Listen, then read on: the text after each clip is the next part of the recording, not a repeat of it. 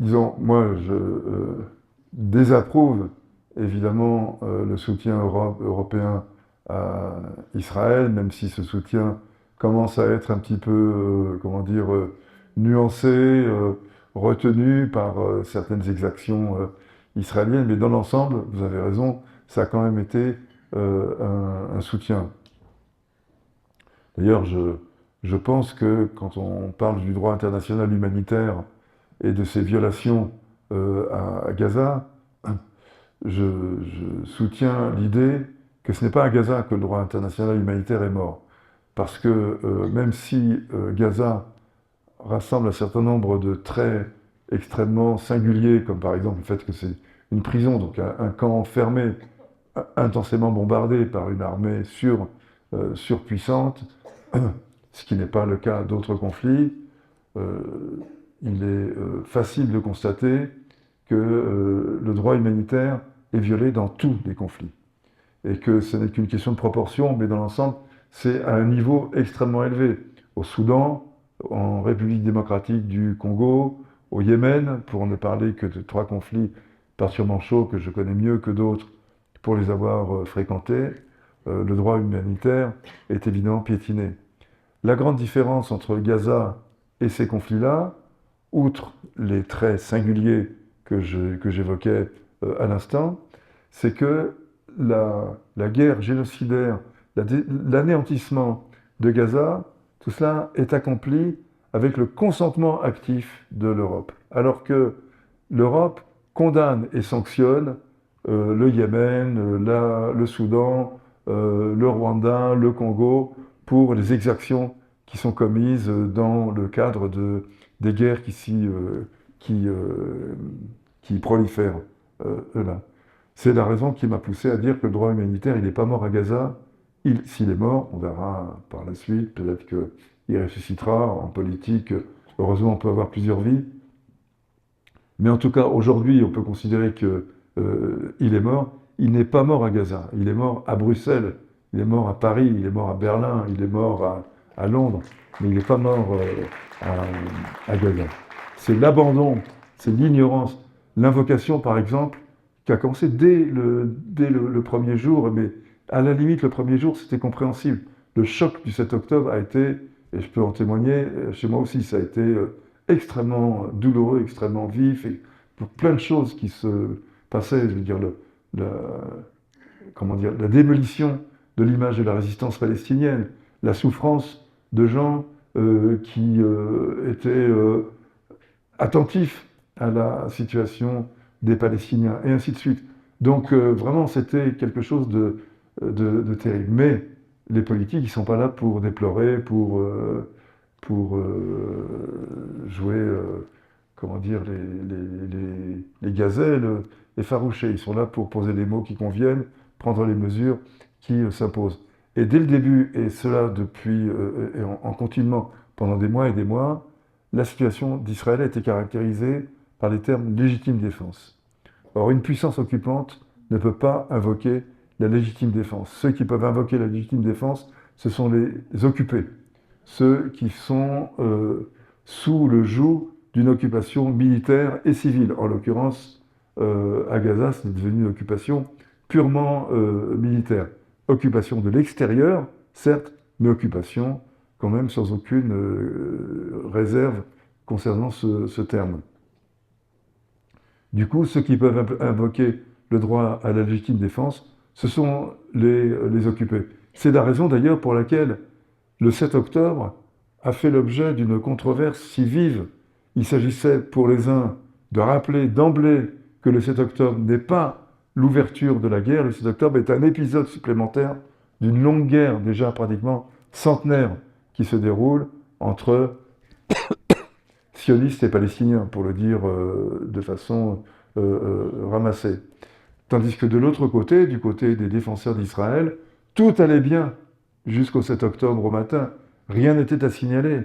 Sous-entendu, quand ce sont des Palestiniens qui meurent, car de nombreux Palestiniens mouraient ou étaient persécutés, humiliés, battus, ruinés, notamment en Cisjordanie, ça ne compte pas. C'est ce qu'on appelle le calme dans le cadre israélo-palestinien. Par contre, quand des Israéliens se font tuer, là, ça devient un problème.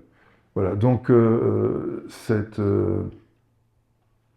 caractérisation-là, elle était importante. Mais si je voulais réagir, c'était aussi pour dire que, d'abord, je partage donc votre indignation, qui est le vrai mot plutôt que l'incompréhension, c'est d'abord de l'indignation, c'est une situation révoltante en effet, mais je pense qu'elle s'explique, et expliquer, ça n'est pas justifié, souvenons-nous toujours de ça, contrairement à ce que dit Manuel Valls.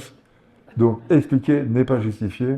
Elle s'explique par l'impensée coloniale et par la réussite de la propagande israélienne concernant son statut.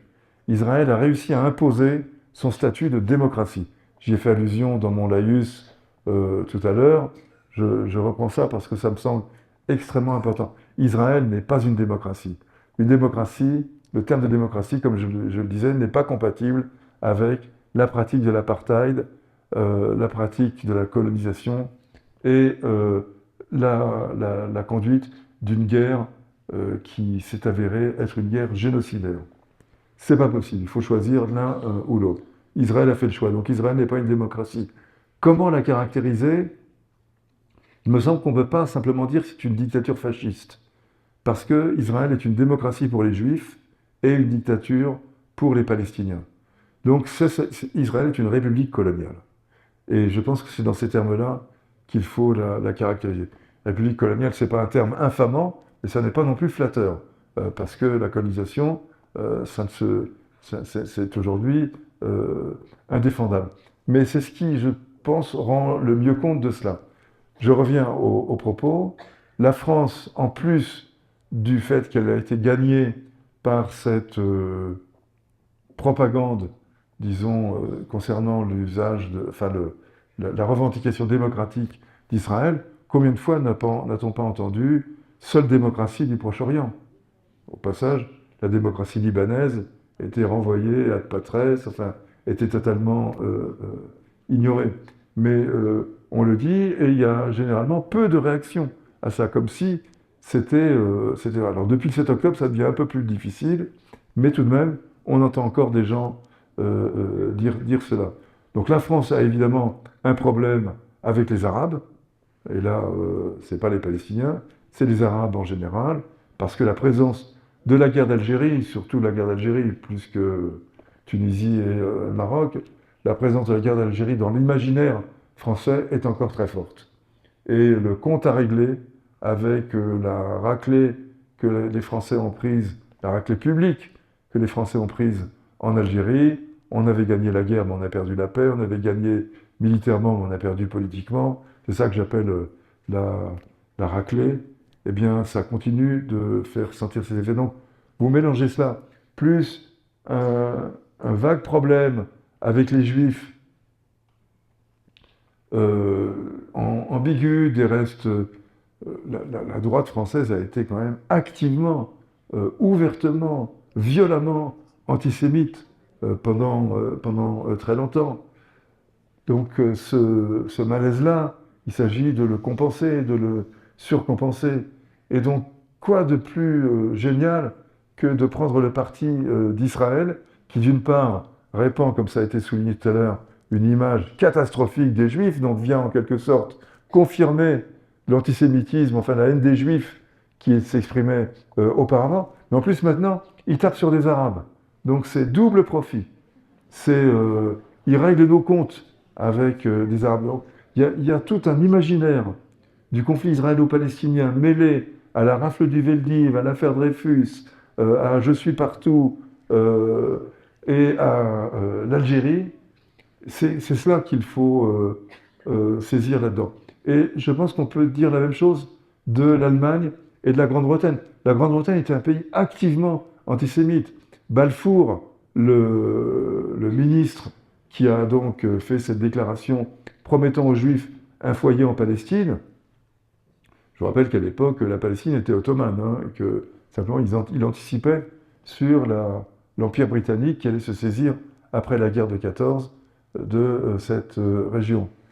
Balfour était un antisémite déclaré, comme l'étaient les évangéliques, qui sont aujourd'hui dominants aux États-Unis, qui sont des antisémites déclarés, et des pro-sionistes, des pro-israéliens actifs, infernaux. Et dans le gouvernement Balfour, et j'arrête là parce que si je parle là-dessus, j'en ai pour 2 heures, dans le gouvernement Lloyd George, où figurait le ministre Balfour, un autre ministre a fait des déclarations, mais qui sont complètement, largement ignorées.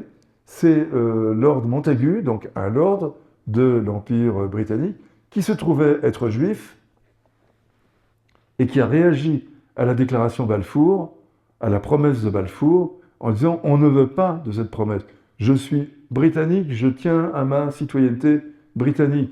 Les Français, les Juifs français, les Juifs espagnols, les Juifs belges, que sais-je, ils sont respectivement tout ça. » Il prévoyait le conflit de loyauté, la mise en doute de la sincérité de l'adhésion à la mère patrie, etc. Bref, il ne voyait absolument il ne voyait que des inconvénients pour les Juifs à l'existence d'un État juif, et par ailleurs, il prévoyait il savait, lui, qu'il y avait des habitants, des villes, une économie, une culture, une société en Palestine, et que celle-ci n'allait pas céder la place comme cela, sans ferrailler, en disant « mais oui, au fond, je suis là par erreur, j'occupe un appartement qui ne m'appartient pas, évidemment, je vais partir d'ici et vous laisser la place. »